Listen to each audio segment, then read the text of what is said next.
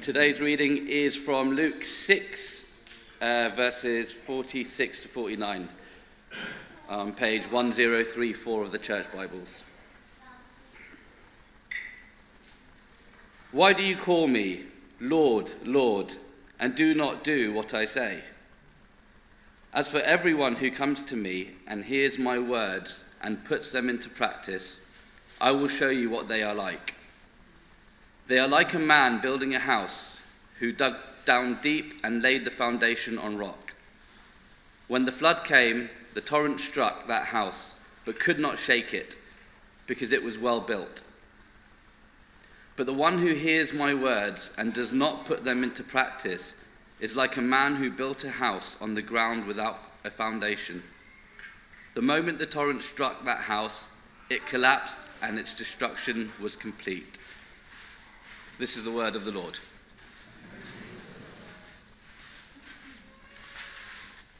Nathan. For those of you who don't know, Nathan is our youth ministry leader who's done 2 months here and 3 baptisms in. I mean, he's doing well.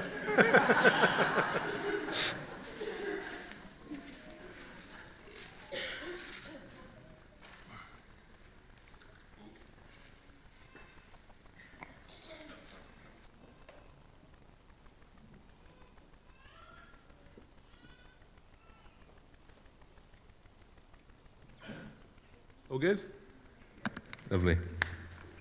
Well, I've accidentally started with a brilliant example of what I'm talking about, which is about how we can all be wrong and not realise it, because I've sent in the wrong passage.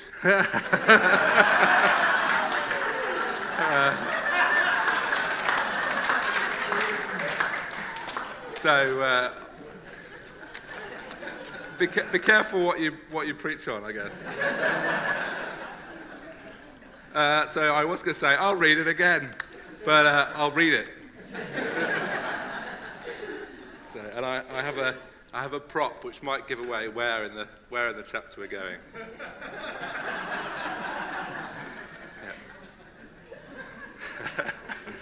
This is brilliant because my point was that Jesus is funny here. It's a funny passage. Why do you look at the speck of sawdust in your brother's eye and pay no attention to the plank in your own eye?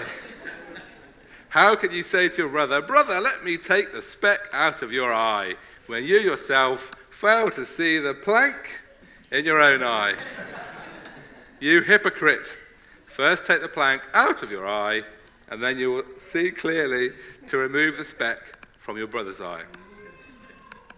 And as I said, I've made the point. Jesus has made the point for me, I guess. We read this passage, and what I think is also funny, we read it and we think, other people have planks in their eyes. Other people need our help. When I Google the passage, which you always do after you go to the Bible.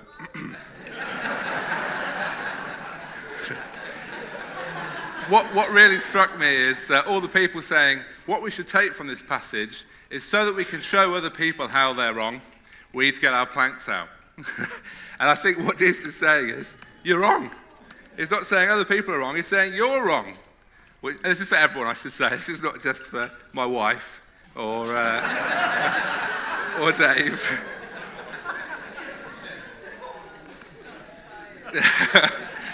Jesus says, you're wrong. You need help to see. We all need help to see. And so I thought, in the vein of the baptism vows baptism vows that Isaac, Jacob, and Ida have taken, or we could do some of our own. And so I'm going to say to you, the answer is I do, okay? So I'm going to say to you, although obviously I do, I'm going to say to you, who has the plank? I do. Yes, lovely. So how are you going to see clearly? You need somebody to help. And if we'd heard the whole passage, you'd know that I'm moving to another part of the passage. Jesus also told them this parable. In fact, I could take this off for the next parable, couldn't I? Can the blind lead the blind? They'll both fall into a pit. Now, I thought that was funny, but it's hard to deliver it in a church. I think as a Laurel and Hardy sketch, that would be funnier. Yeah. The student is not above the teacher, but everyone who is fully trained will be like their teacher. And I thought the best way to show this would be with a game. And that's because I'm the youth minister, not the proper minister. So I need 3 volunteers. Brilliant. We've got the volunteers down the front. That's perfect. 1, 2, 3. Okay, lovely. So are you all okay with being blindfolded? You won't all be, but yeah, lovely. It's about being blind. So one of you will need this fresh box of cornflakes. Who would like the cornflakes? Yeah, there you go. If you could open those up. And then we've got a blindfold. Yeah, open that up. We're going to make a mess, so I've got a broom. And then who of you would like to be blindfolded? Okay, lovely.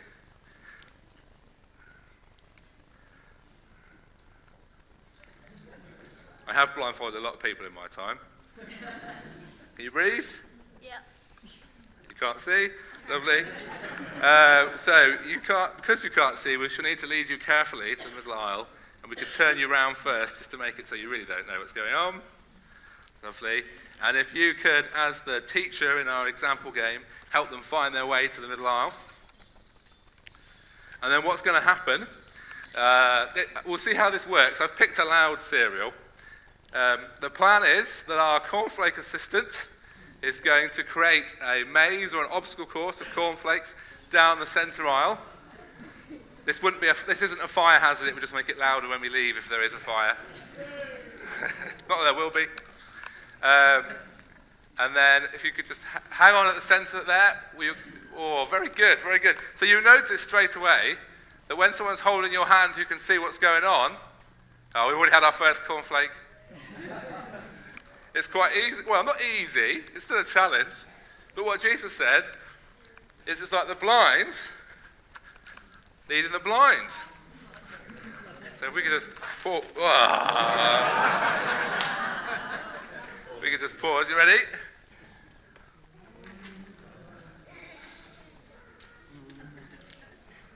I think the cornflakes may have it. Okay, carry on. You might need to be quiet.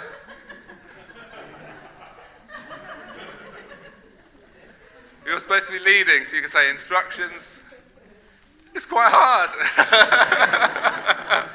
Thank you very much.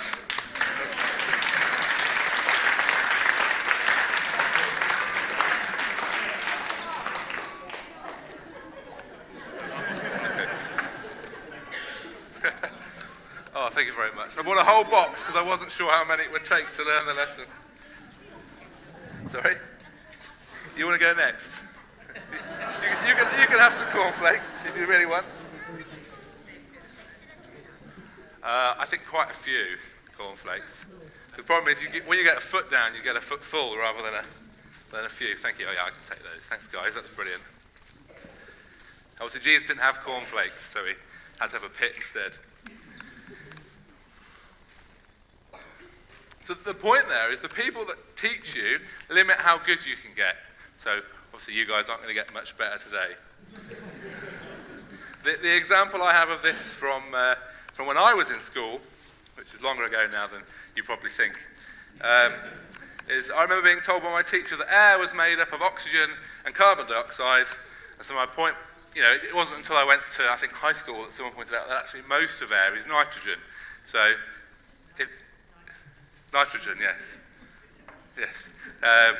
Which seems like to me at the time, felt like a huge omission, and I'd been lied to by my teachers. But I understand why. But the point is, who's telling you stuff limits what you know. So we need a better teacher, and we need someone to help us see. That's what Jesus is telling us. And that's something that Isaac, Jacob, and Isla talked about, I think. Particularly Isla talked about Jesus as a friend, as a father, and Isla talked about Jesus as someone to follow. And what Jesus is saying is, you lot have all got planks. He's probably the only person that can say that, right? Follow me, I can see. In fact, in that story, Jesus gives us the word hypocrite. That's my son.